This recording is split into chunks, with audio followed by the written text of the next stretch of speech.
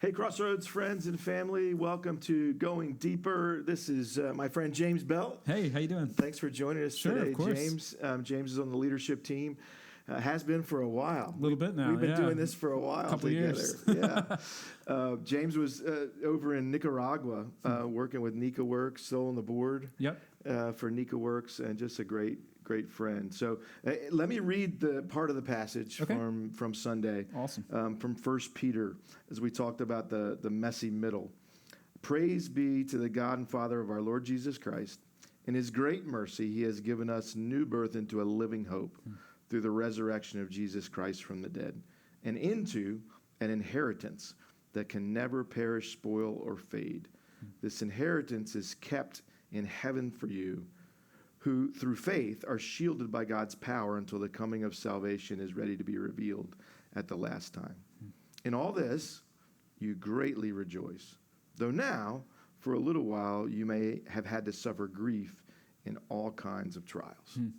Wow. So we talked about there being seasons of life that are just hard and through no fault of our own. There's plenty that are my fault that we bring on ourselves. Of course. Me too.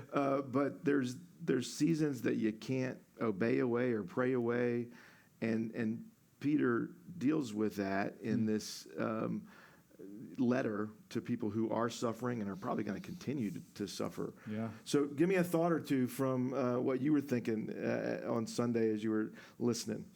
Yeah, I mean, I thought when you described the nuance of salvation and just the idea that, we're saved from our sin, right? Mm-hmm. From the penalty of sin. From the penalty of sin. Being saved from the power. Yep. And then we'll be saved from the presence. It was really neat. Yeah. Yeah. It was really cool. And so tell me how you gave your life to the Lord somewhere in your teenage years. Yep. And so how has that played out for you, that process of salvation? I mean, you were saved. Yeah. And now you are being saved. Yeah. Tell me how that's, in big sweeping generalizations, how is that going for you? Sure, that's a good question. I guess I kind of think about it a little bit like maybe almost like when I got married or when I had kids or something of that sort, or maybe even when I started school. Mm-hmm.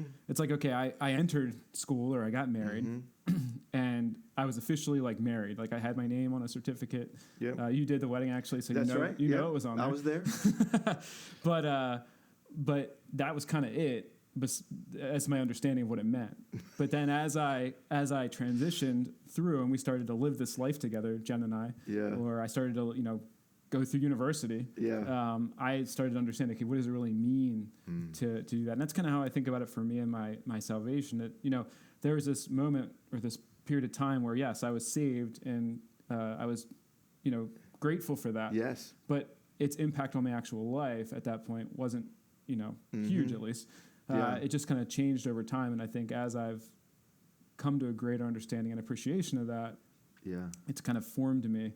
And I feel like I have maybe a better appreciation and understanding of what that really looks like and what that means in my life. Like I think my gratefulness for being saved from the penalty, and the transition to all the way to being at the end there has really changed my perspective on life and my appreciation for God. Yeah, it's like this greater and greater awareness of the magnitude. That's a great way to put it. That continues to transform.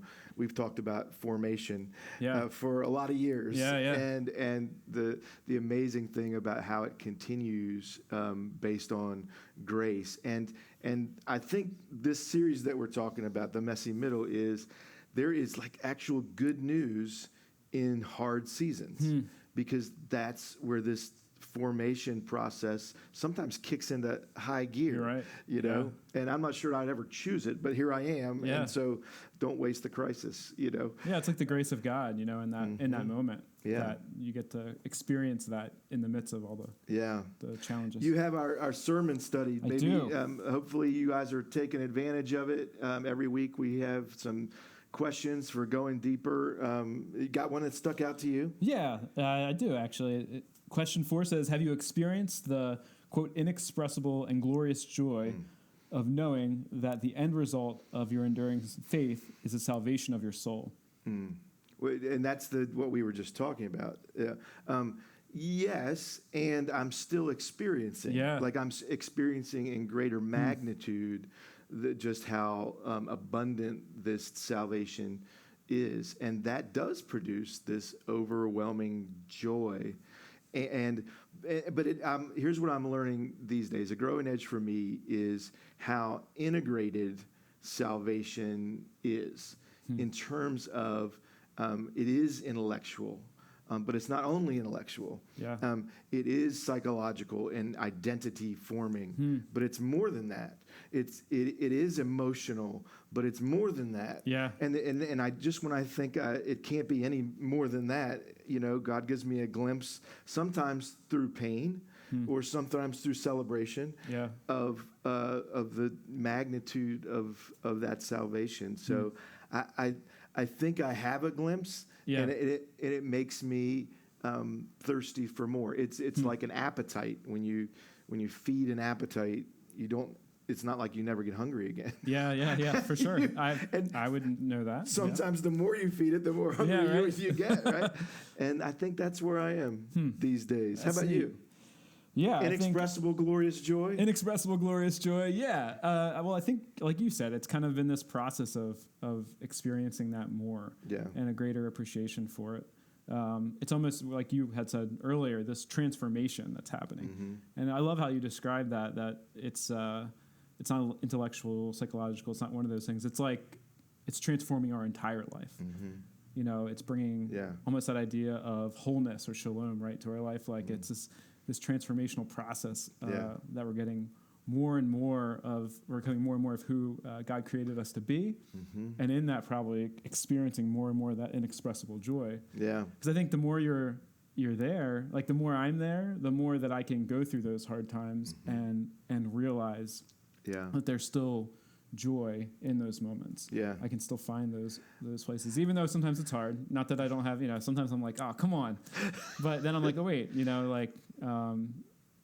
God is still faithful. I believe there is a hope that goes beyond this moment. I loved how you talked about that idea of living hope in the sermon. And not disregarding the brutal facts of reality today. Yeah. We're going to close on this. When you were talking, I thought about when I was 16, I gave my life to Jesus.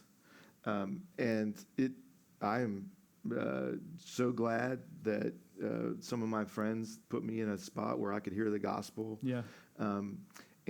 But giving my life to Jesus as a 16-year-old, really I had no clue what my life was. And so there is this unveiling of the gospel that is expanding, and it's almost hand in hand with understanding who I am. Yeah.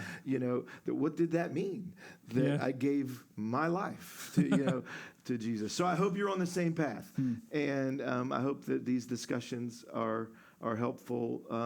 Continue to join us as we continue to talk about the messy middle. Yeah. Thanks, awesome. James. Thank you. All right. God bless. See you soon. See ya.